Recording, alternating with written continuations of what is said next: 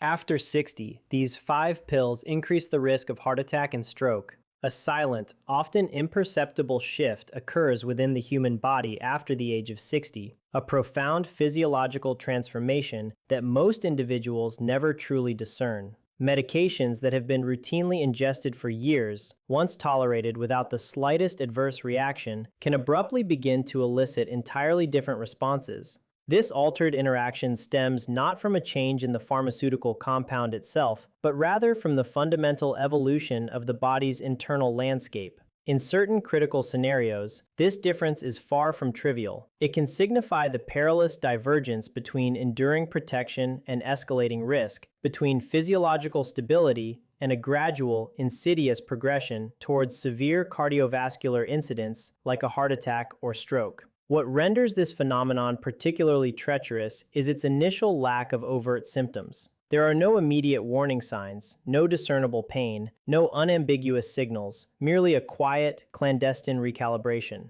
This profound yet subtle metamorphosis underscores why a deeper understanding of 5 specific medication types is crucial, as they have been demonstrably linked to an augmented risk of cardiovascular events after the 6th decade of life, particularly when pre-existing conditions are present or when these drugs are continued precisely as they were prescribed in earlier years. This discourse is fundamentally driven by a commitment to informed understanding, not by the instigation of fear. The objective is to elucidate the intricate mechanisms at play within the aging body, thereby empowering individuals to make more judicious and proactive health decisions moving forward. As a medical doctor and physician committed to demystifying complex health topics, the aim is to translate intricate biological processes into clear, actionable insights, fostering a more profound comprehension of internal bodily changes and what interventions genuinely yield a beneficial impact over time. This information is particularly vital because one of the medications to be discussed is consumed daily by millions globally, often without critical questioning or reevaluation. To grasp the escalating risks associated with these medications after 60, one must first confront a physiological reality rarely communicated. The body's capacity to process medications undergoes a significant decline with age. This is the pivotal juncture where systemic interactions begin to diverge from prior experience. As the years advance, several key organ systems responsible for drug metabolism and excretion become less efficient. The liver, a primary site for breaking down countless pharmaceutical compounds, experiences a reduction in its metabolic capacity. Concurrently, the kidneys, diligently responsible for filtering waste products and excess substances from the bloodstream, gradually lose a portion of their filtering prowess. The direct consequence of these age-related declines is that medications remain within the systemic circulation for extended durations, often considerably longer than anticipated. When this occurs, even a standard, previously innocuous dose can, over time, begin to exert an effect akin to a higher, potentially toxic dosage. However, altered drug metabolism represents only one facet of this complex story. A concomitant shift occurs in the responsiveness of the body's vascular network. Arteries, once supple and resilient, gradually become less flexible, stiffening with age. Delicate inner lining of blood vessels, known as the endothelium, becomes inherently more sensitive to various stressors. Circulation patterns themselves undergo subtle alterations, and the intricate balance between the processes of blood clotting and bleeding becomes far more fragile and precarious. Consequently, when a medication interacts with any of these age-modified physiological systems, its intended or unintended effects can be profoundly amplified, leading to unforeseen consequences. This is precisely where many individuals can be misled. The medication itself is not inherently dangerous. It may have been perfectly appropriate and beneficial when initially prescribed, and indeed, it might still possess utility in certain contexts today. Yet, the crucial element that has changed is the context,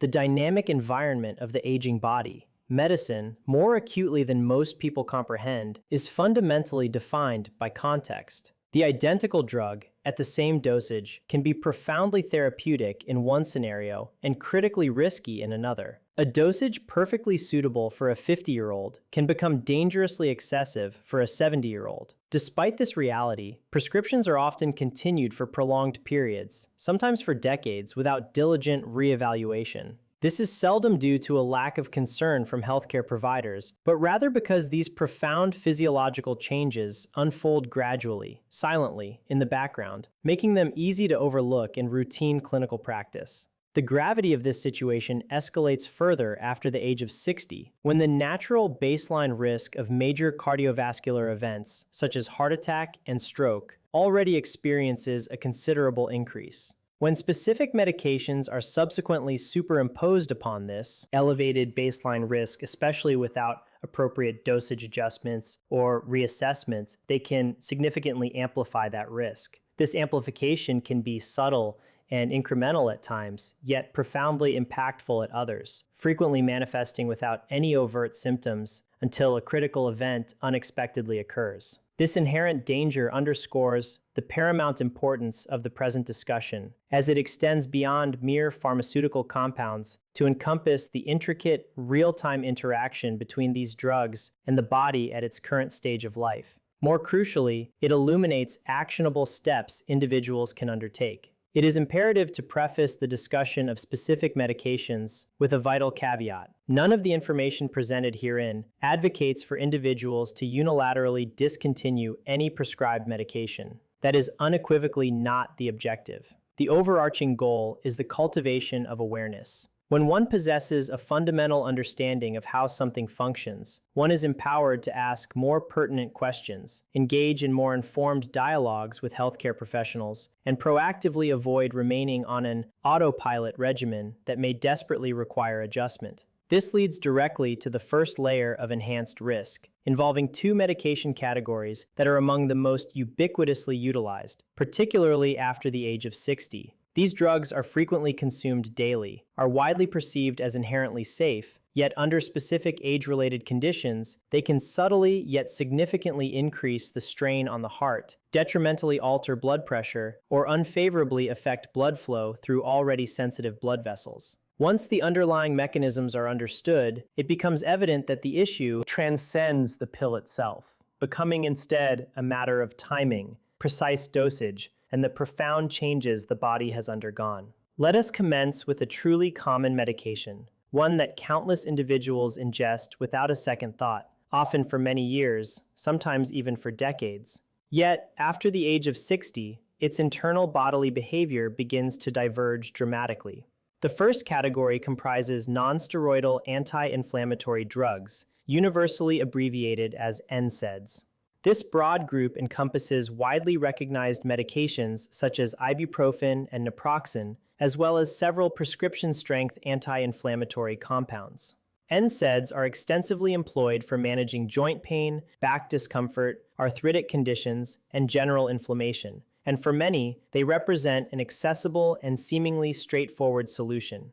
A dose is taken, pain diminishes, and daily activities resume without interruption. However, beneath this immediate symptomatic relief, a more complex physiological interplay unfolds. NSAIDs function by inhibiting specific enzymes that are central to the inflammatory cascade, which is precisely how they alleviate pain. Crucially, these very same enzymes also fulfill vital roles in maintaining the integrity and protection of blood vessels and ensuring optimal blood flow throughout the circulatory system. This is where the core problem emerges in the aging body. After 60, blood vessels are already characterized by reduced flexibility. The endothelial lining of the arteries becomes inherently more vulnerable to stress. When NSAIDs interfere with this crucial protective system, the consequence can be a subtle yet persistent tightening of the blood vessels. This vasoconstriction invariably leads to an elevation in blood pressure, a change that often progresses gradually and quietly, escaping immediate detection. Concurrently, NSAIDs can disrupt the kidney's capacity to regulate fluid balance effectively.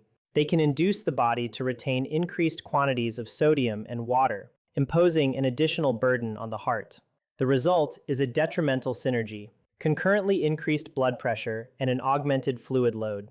For an individual whose cardiovascular system is already exerting greater effort after the age of 60, This cumulative combination carries substantial clinical significance. Numerous large-scale epidemiological studies have consistently demonstrated a robust association between the long-term or frequent use of NSAIDs and a heightened risk of heart attack and stroke, particularly among older adults or those with pre-existing cardiovascular risk factors. The deceptive element here lies in the immediate relief experienced versus the slow, cumulative physiological impact. One does not consciously perceive their blood pressure rising in real time, or the daily incremental strain on their arterial walls. Yet, over time, these subtle effects inevitably accumulate. It is paramount to underscore that this does not render NSAIDs inherently bad drugs. Rather, it emphasizes the imperative for their use to be characterized by heightened awareness and caution. Short-term application, occasional intermittent use, and carefully monitored regimens may very well remain appropriate. However, the daily protracted use of NSAIDs without rigorous reevaluation after the age of 60 represents a clear inflection point where cardiovascular risk demonstrably begins to ascend. This brings us to the second medication category, which is even more subtle in its effects and frequently more underestimated in prose. Its potential long-term impact. This class of drugs is known as proton pump inhibitors, commonly abbreviated as PPIs. This group includes widely known medications such as omeprazole, esomeprazole, and other similar acid-reducing agents. PPIs are routinely prescribed for conditions like acid reflux, heartburn, and for the crucial protection of the stomach lining, especially in individuals concurrently taking other medications that may exert an irritant effect on the gastrointestinal tract. On a superficial level, they appear benign. They effectively reduce stomach acid, alleviate discomfort, and safeguard the stomach lining. However, this is precisely where their less obvious long-term consequences unfold. Stomach acid is not merely a source of discomfort, it performs vital physiological roles, particularly in facilitating the absorption of essential micronutrients, most notably magnesium, calcium, and vitamin B12. Over time, the chronic use of PPIs can significantly impair the absorption of these critical nutrients. While this may not immediately sound directly linked to the risk of heart attack or stroke, the connection is profound and undeniable. Magnesium, for instance, plays an indispensable role in maintaining the electrical stability and rhythm of the heart. Chronically low magnesium levels can dramatically increase the propensity for irregular and potentially dangerous heart rhythms. Calcium balance is crucial for optimal vascular function, influencing blood vessel tone and reactivity. Vitamin B12 is integrally involved in the maintenance of healthy blood vessels and proper nerve function. When the systemic levels of these vital nutrients are disrupted over prolonged periods, the entire cardiovascular system becomes inherently more vulnerable and susceptible to dysfunction. Furthermore, an additional layer of concern exists. Some emerging research has indicated that long-term PPI use may adversely affect the function of the endothelium, the delicate inner lining of blood vessels. This endothelial lining is critical for orchestrating blood flow, regulating clotting processes, and mediating vessel relaxation. When its function is impaired, the risk of various vascular events unequivocally increases. Once again, these deleterious effects do not manifest overnight. They accumulate gradually, silently, and frequently without any clear immediate symptoms. The widespread misperception surrounding PPIs is that many individuals are initially prescribed them for acute, short-term issues, such as a temporary bout of severe acid reflux or stomach irritation. Yet, they often continue taking them for years, even decades, without any subsequent medical reassessment. This persistence is often fueled by a perception of safety, the fact that it was prescribed by a doctor, and the absence of any immediate, noticeable adverse effects. However, the longer this unreviewed regimen continues, the more profoundly the underlying insidious physiological effects begin to exert their cumulative impact. This is precisely where heightened awareness becomes a game changer. The optimal solution is not always the complete cessation of the medication. It might involve a critical adjustment of the duration of use, a thorough reassessment of the ongoing need for the drug, or an exploration of whether a lower dose or an alternative therapeutic approach might be more appropriate and safer. Such critical reevaluations only occur when the right questions are consciously posed. What has been discussed thus far represents merely the initial layer of risk. 2. Exceptionally common medications and two distinct mechanisms that, over time, subtly but steadily amplify cardiovascular strain. However, the subsequent medications delve into even deeper physiological interactions. The next two categories of drugs do not merely influence blood pressure or nutrient levels, they interact directly with the fundamental way the heart functions, how blood circulates throughout the body, and how the entire cardiovascular system responds under various forms of stress. Once these intricate interactions are fully comprehended, the broader picture of risk and vulnerability becomes significantly clearer. At this juncture, the discussion shifts from subtle influences to interactions of far greater significance. The ensuing two medication categories do not merely modulate blood pressure or impact nutrient absorption. They directly intervene with how the cardiovascular system dynamically responds to stress. In a multitude of instances, their effects are not immediate or acutely dramatic. Instead, they accrue slowly and insidiously over months, sometimes even years, which is precisely why their potentially harmful impacts are so frequently overlooked or misattributed. Let us proceed to the third medication category, a class of pharmacological agents widely prescribed for issues such as sleep disturbances, anxiety disorders, or generally calming the overactive nervous system. These are broadly known as benzodiazepines, with common examples including diazepam and lorazepam, among similar compounds. They are undeniably effective in their therapeutic aims. They can rapidly diminish anxiety and are potent aids for sleep induction.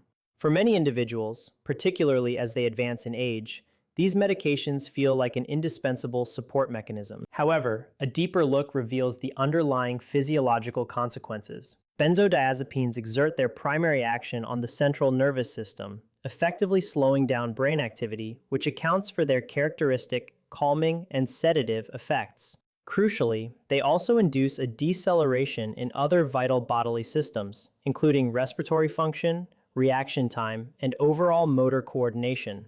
The pertinent question then arises: how does this pharmacological profile connect to an elevated risk of heart attack or stroke? This is where the specific mechanisms become critically important in the context of aging. As individuals age, the body exhibits increased sensitivity to these medications. Benzodiazepines tend to remain within the systemic circulation for longer durations, accumulate more readily within tissues, and their sedative effects become markedly more pronounced, even when the dosage remains constant. Over an extended period, this chronic sedation can inexorably lead to reduced levels of physical activity, decreased spontaneous movement, and a greater proportion of time spent in sedentary positions, sitting or lying down. This seemingly innocuous reduction in activity holds far greater significance than most people realize. Optimal circulation is intrinsically dependent upon regular physical movement. When physical activity diminishes, the efficiency of blood flow throughout the body is compromised. This, in turn, elevates the risk of pathological clot formation within blood vessels and leads to a less optimal delivery of oxygen to vital tissues and organs. But there is an additional, critical layer of interaction. Benzodiazepines can also adversely affect breathing patterns, particularly during sleep. They have the potential to contribute to shallow, ineffective breathing or exacerbate pre-existing sleep-related breathing disorders, such as obstructive sleep apnea. When oxygen levels repeatedly dip during nocturnal hours, even if these drops are relatively subtle, they impose a significant and sustained additional strain on the heart. The aging cardiovascular system then faces a detrimental confluence of factors: reduced circulatory efficiency, chronically lowered oxygen levels, and an inherently increased vulnerability. Again, these manifestations do not present as dramatic or acutely alarming. They often mimic symptoms commonly attributed to normal aging, such as generalized fatigue, sluggish mornings, or a perceived slowing down. Yet, beneath this surface perception, the cardiovascular system is operating under a level of stress that far exceeds what it optimally should endure. It is precisely these cumulative, long-term effects that become critically important. Over time, these seemingly minor physiological alterations can coalesce to significantly increase the overall risk of cardiovascular events, particularly when compounded by other synergistic risk factors like elevated blood pressure or pre-existing vascular disease. A crucial point often overlooked is that the risk emanates not merely from the initial ingestion of the medication, but from its continuous, unreassessed consumption as the body undergoes profound age-related changes. This brings us to the fourth medication category, where the complexity further deepens. This complexity arises not solely from the inherent actions of the drug itself, but from its intricate interactions with the broader physiological milieu. The fourth category encompasses certain decongestants and stimulant-like medications. This group includes drugs containing active compounds such as pseudoephedrine and various combination cold and allergy medications. These remedies are frequently utilized for alleviating sinus congestion, common cold symptoms, or seasonal allergic discomfort, and their widespread availability, often over the counter, lends them an aura of perceived safety and benignity. However, their underlying pharmacological mechanism is distinctly different and potentially impactful. Decongestants function by inducing the constriction of blood vessels. This vasoconstrictive action is precisely how they effectively reduce swelling in the nasal passages, thereby alleviating congestion. Crucially, however, this vasoconstrictive effect is not confined solely to the nasal region. It extends throughout the entire systemic circulation, influencing blood vessels connected to and within the heart itself. When blood vessels constrict, systemic blood pressure inevitably rises, the heart rate can accelerate, and the heart muscle is compelled to work considerably harder to propel blood through a system of tighter, more resistant vessels. In a younger, physiologically resilient body with highly flexible arteries, this acute effect is generally well tolerated and transient. After the age of 60, however, when arteries are already characterized by reduced elasticity and increased stiffness, that additional vasoconstriction can become critically significant, especially for individuals already contending with elevated blood pressure or those taking other medications that influence cardiovascular function. This is where the dangers of polypharmacy and drug combinations become acutely apparent. Many individuals do not take merely one medication. They frequently take several concurrently. A blood pressure-lowering drug, a pain reliever, a sleep aid. And then, during a bout of illness or allergy season, a decongestant is added to this existing regimen. Individually, each medication might appear manageable or benign. However, when combined, they begin to interact in complex and often synergistic ways. One drug might subtly elevate blood pressure. Another could affect fluid balance. Yet another might induce systemic slowing, forcing the body to engage in complex compensatory mechanisms. This dynamic often catches individuals off guard because the precipitating event, the acute medical incident, frequently appears to manifest suddenly and without warning. Yet, the underlying physiological buildup of stress on the cardiovascular system has, in reality, been occurring silently and incrementally for an extended period. This dissonance is precisely what renders these situations so misleading. The event feels like it emerged from nowhere, but in actuality, it represents the culmination of a gradual, cumulative stress load on the heart and blood vessels. This underscores why heightened awareness transcends all other considerations. When one understands the intricate ways in which these medications interact within the aging body, one begins to discern patterns and recognize when a particular therapeutic approach may no longer be operating in one's best physiological interest. This insight then becomes critical for the next stage of health management, leading us to the final medication in this discussion. This particular drug stands out not for its rarity, but for its astonishing ubiquity, its widespread usage, and the almost universal absence of critical questioning surrounding its long-term application. Once its interaction with the body after 60 is fully grasped, it irrevocably alters one's entire perception of it. This final medication frequently evokes the greatest surprise, not because it is obscure or infrequently employed, but precisely because of its omnipresence. It is taken daily by countless individuals, implicitly trusted and often assumed to be entirely innocuous. Yet, after the age of 60, its interaction with the body can quietly and subtly shift in a direction that elevates cardiovascular risk, particularly when its use continues without regular medical review. The fifth medication is low-dose aspirin. For many years, aspirin was widely advocated as a simple and accessible means of cardiac protection. A small daily dose, often referred to as baby aspirin, was extensively believed to aid in preventing heart attacks and strokes by mitigating the formation of blood clots. In specific, well-defined situations, this remains an accurate assessment.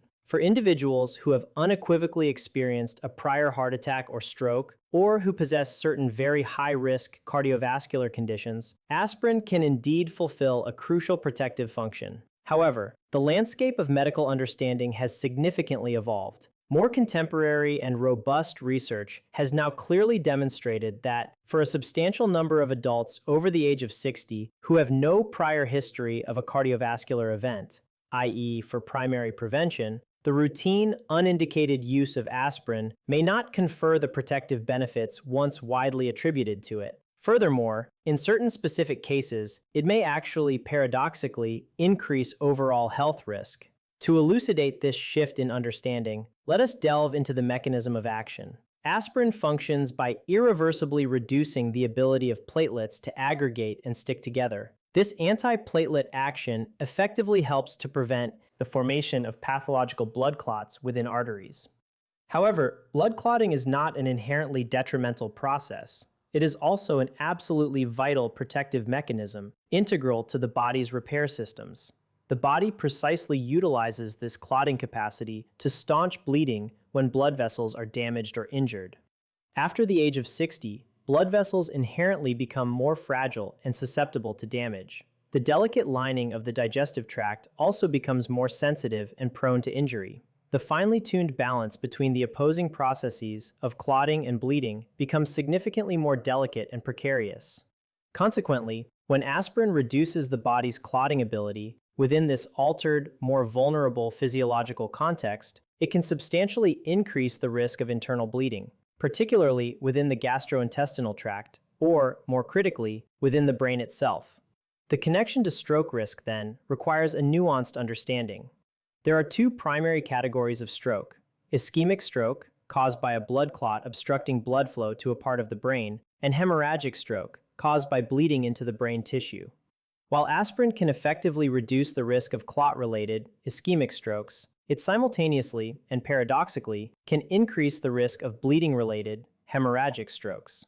After the age of 60, particularly in individuals without a clear, established history of cardiovascular disease, this delicate risk-benefit balance can critically shift. In a significant subset of individuals, the augmented risk of bleeding begins to outweigh any potential perceived protective cardiovascular benefit. This nuanced understanding is precisely what more recent clinical guidelines and recommendations have begun to reflect and incorporate. The critical point here is that many individuals initiated daily aspirin therapy years ago based on older, then standard recommendations, and have simply continued this regimen without reevaluation or change. This was often perceived as a safe, proactive preventive health habit. However, medical science is dynamic and continuously evolves. What was once considered standard practice is not always the optimal or safest approach in the present day. This does not imply that aspirin is inherently bad or useless. Rather, it underscores its specificity. Its application must be meticulously matched to the appropriate clinical situation, the precise individual risk profile, and the unique circumstances of each patient. This is where a deep understanding of one's own physiological context becomes absolutely critical. Continuing to take aspirin merely just in case, without a clear, evidence-based understanding of whether it genuinely confers a net benefit, can inadvertently create a scenario where unnecessary risk is introduced without providing meaningful or justified protection. This brings us to the pivotal shift in perspective that truly matters. Up to this point, we have meticulously examined 5 distinct categories of medications, each operating via a unique mechanism and impacting the body in disparate ways. However, they all share a fundamental commonality. Their inherent risk significantly escalates when they are continued precisely as before, despite the undeniable and profound physiological changes the body undergoes with the passage of time. This is precisely where the locus of control shifts back to the individual. The most crucial initial step is not the abrupt cessation of all medications, but rather the informed understanding of which therapeutic regimens necessitate diligent reevaluation. Therefore, a few practical and actionable strategies can genuinely make a profound difference. Firstly, proactively review all your medications on a regular basis. This should not be limited to instances when something overtly goes wrong, but rather as a routine preventive measure. Engage in an open and informed dialogue with your doctor or pharmacist by posing direct questions, such as, do I still require this medication at the current dosage, given my age and current health status? Has my individual risk profile fundamentally changed? Are there potentially safer alternative medications or approaches suitable for me at my current age? Secondly, cultivate a keen awareness of potential drug combinations and interactions. Many of the risks we have explored do not originate from a single medication in isolation, but rather from the complex, synergistic interactions that occur when multiple drugs are co-administered. This awareness must extend even to over-the-counter medications and even to drugs taken only on an occasional basis. Every substance introduced into the body counts and contributes to the overall physiological load. Thirdly, develop a sensitivity to subtle physiological signals. These are not necessarily dramatic or acute symptoms, but rather small, incremental changes in your baseline health. Examples include an uncharacteristic increase in general fatigue, a perceptible sense that your energy levels deplete more rapidly than they once did, episodes of unusual dizziness upon standing, shortness of breath during activities that were previously effortless, or notable alterations in sleep quality. These subtle indicators, though not overtly alarming, are frequently meaningful. The second often serve as early warnings that something within the complex systemic balance requires attention and potential adjustment. Finally, internalize the fundamental principle that your body is a dynamic, not a static entity. What may have been perfectly effective and ideal for your body 10 years ago may no longer be the optimal approach today. This realization is not a problem to be feared.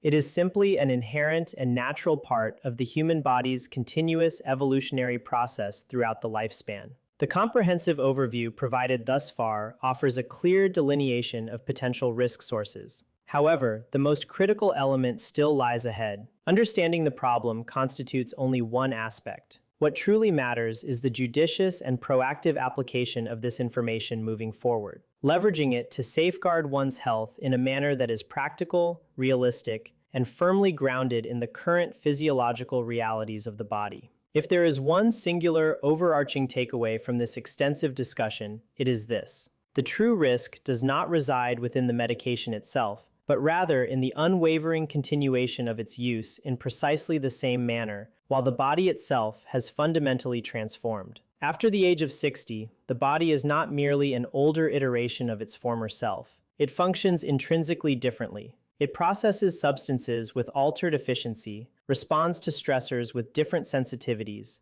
and crucially, tolerates physiological imbalances with significantly less resilience. This implies that even minor mismatches, subtle excesses, or seemingly small drug interactions can exert a far more substantial and potentially detrimental impact than they would have in earlier stages of life. This is precisely where many individuals unknowingly fall into a precarious pattern. They persist with regimens that have historically worked without issue. They place unquestioning trust in what has always been prescribed. They adhere to the same daily routine year after year, without fully comprehending that the underlying physiological context has irrevocably shifted. This scenario does not imply a deliberate error on the part of the individual. Rather, it often stems from a lack of clear and comprehensive explanation of these age-related complexities in a clinical setting. Within the realm of medicine, there exists a profound concept that regrettably receives insufficient attention: the notion that not every health challenge necessitates the addition of a new treatment or medication. Sometimes, the most efficacious and safest approach involves the careful adjustment, reduction, or fundamental reconsideration of existing therapies. This process of judicious reevaluation is every bit as critical and impactful as the initial decision to commence a treatment in the first place. This perspective then transforms from a source of concern into an empowering realization. Once this principle is deeply understood, individuals begin to perceive their own health in an entirely different light. Medications cease to be viewed as immutable, permanent solutions and are instead recognized as dynamic tools. Like any tool, they must be employed at the appropriate time, in the correct manner, and for the specific stage of life. When this alignment between medication and physiological context is precise, these tools can be extraordinarily beneficial and life-enhancing.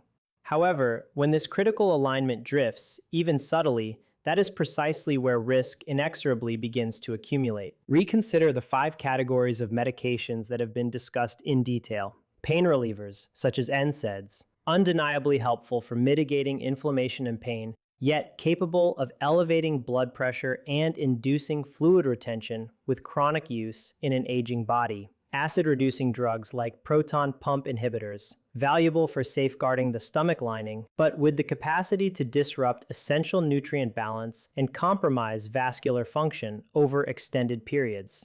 Benzodiazepines, effective in calming an agitated nervous system, but potentially leading to reduced physical activity, altered breathing patterns, and impaired circulation in older adults. Decongestants, effective in clearing sinus passages, but with the systemic effect of constricting blood vessels and thereby augmenting cardiovascular strain. And finally, aspirin, a medication that protects against pathological clot formation in specific, indicated contexts, but which can dangerously increase the risk of bleeding when employed without a clear, individualized indication in the aging population. Each of these medications serves a legitimate therapeutic purpose. Each possesses inherent value, yet each also possesses a critical threshold, a point at which its risk-benefit balance can fundamentally shift. This threshold is not fixed or immutable. It dynamically shifts with advancing age, with other concurrent physiological changes in the body, with the introduction or removal of other medications, with lifestyle choices, and with the presence of underlying health conditions.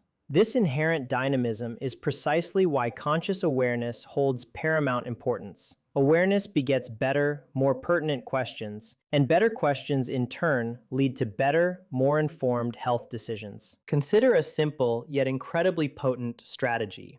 At your forthcoming medical appointment, instead of exclusively focusing on new symptoms or potential new prescriptions, pose this fundamental question to your healthcare provider. Is everything I am currently taking still unequivocally appropriate for me at this specific stage of my life? This singular question possesses the transformative power to fundamentally alter the nature of the clinical conversation. It pivots the focus from merely adding interventions to critically evaluating existing ones, from reactive symptom management to proactive health optimization. Frequently, this simple inquiry opens the door to crucial adjustments that effectively reduce potential risks without compromising necessary therapeutic support. Again, the overarching objective is not the arbitrary removal of all medications, but rather the meticulous assurance that every substance you are ingesting continues to operate favorably within your current physiological context. Another profoundly important aspect is recognizing that your body constantly emits signals. These are not always loud or dramatic, but they are consistently present. Learning to accurately perceive and interpret these subtle cues can make a tangible and significant difference in health outcomes. Subtle increases in general fatigue, a distinct sensation that your energy levels diminish more rapidly than they once did. Episodes of lightheadedness upon standing up, shortness of breath during physical activities that previously felt effortless, or noticeable alterations in the quality of your sleep. These are rarely dramatic, but are profoundly meaningful. They often serve as early indicators that some component within your complex biological system requires attention, reevaluation, and potential adjustment. When this heightened awareness is judiciously combined with regular, proactive medical review, it cultivates a level of personal health control that the majority of individuals never achieve. This comprehensive understanding brings everything full circle. The critical difference between reacting to the devastating aftermath of a heart attack or stroke and proactively preventing such an event frequently hinges upon a series of small, informed adjustments made early in the process. It is not about one monumental change or a single dramatic intervention, but rather a continuous series of well-informed decisions that collaboratively maintain your physiological system in a state of optimal balance over time. This is precisely where individuals possess far greater influence and agency than they might initially believe. While one may not exert absolute control over every single risk factor, one undeniably possesses control over one's own awareness. One retains control over the imperative to ask pertinent questions, and one has unwavering control over ensuring that their current medication routine remains precisely aligned with the evolving needs of their current body. This alignment, not fear or avoidance, is what ultimately makes the profound difference in long-term health and well-being.